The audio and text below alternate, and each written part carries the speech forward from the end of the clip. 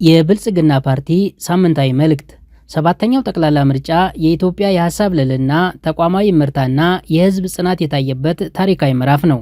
ኢትዮጵያ ረጅም ዘመናትን በተሻገረ ተቋማዊ ታሪኳና ሀገር በቀል እሴቶቿ የምትታወቅ ጥንታዊ ሀገር ብትሆንም የፖለቲካ ስልጣን ሽግግርና የልዩነቶች አፈታት ሂደቷ ግን የነፍጥ ትግልና የኃይል አማራጭ የበዙበት ፈታኝ ጉዞ ሆኖ ቆይቷል።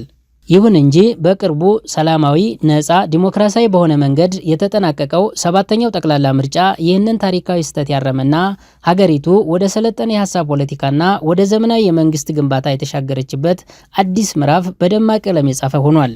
ይህ ምርጫ የኢትዮጵያ ሕዝብ ለዲሞክራሲ ስርዓት ግንባታና ለዘላቂ ሰላም ያለውን ቀናይነት በተግባር ያስመሰከረበት ብቻ ሳይሆን የሁሉም ባለድርሻ አካላትና ተቋማት ልዩ ትብብር የታየበት ታሪካዊ ኩነትም ነው።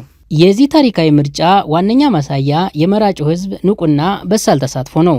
ክቡር የኢፌዴሪ ፕሬዝዳንት ታዬ አጽቀሥላሴ የኢትዮጵያ ሲቪል ማህበራት ድርጅቶች ምክር ቤት ባዘጋጀው ሀገር አቀፍ የእውቅናና ምስጋና መርሃ ግብር ላይ እንደገለጹት የኢትዮጵያ ህዝብ በሚሊዮኖች በነቂስ ወጥቶ በመመዝገብና በረጅም ሰልፎች ውስጥ በሚደነቅ ትዕግስትና ስክነት ድምፁን በመስጠት ለሀገሩ ያለውን ፍቅር በተግባር አሳይቷል። ያለፉት ታሪካዊ ስህተቶችና ቁጭቶች እንዳይደገሙ በማድረግ ህዝብ በሀሳብ ልዕልና ብቻ ይበጀኛል የሚለውን አካል በመምረጥ ሀገራዊ መሻቱንና ብሔራዊ ኩራቱን አረጋግጧል።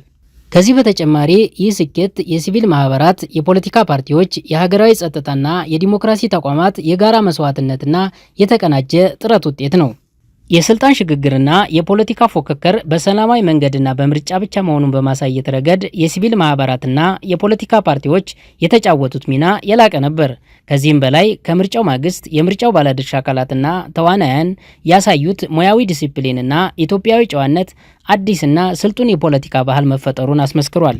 የምርጫውን ስኬታማነት ተከትሎ ለተሳተፉ አካላት የተሰጠው ሀገር አቀፍ እውቅና የኢትዮጵያን የፖለቲካ ስርዓት የሚያዘመንና ተቋማዊ ምርታን የሚያሳይ መሆኑ በሰፊው ተመስክሮለታል። ክቡር የፓርቲያችን ምክትል ፕሬዝዳንት አቶ አደም ፋራህ ይህንን አዲስ ምዕራፍ ሲያብራሩ ሀገራዊ ተቋማት በብዙ ጥረትና በጋራ መስዋዕትነት የተመዘገቡ ሀገራዊ ድሎችን እውቅና የመስጠት ልምድ ማዳበራቸው ለዲሞክራሲ ስርዓት ግንባታችን ትልቅ አስተዋጽኦ ያበረክታል።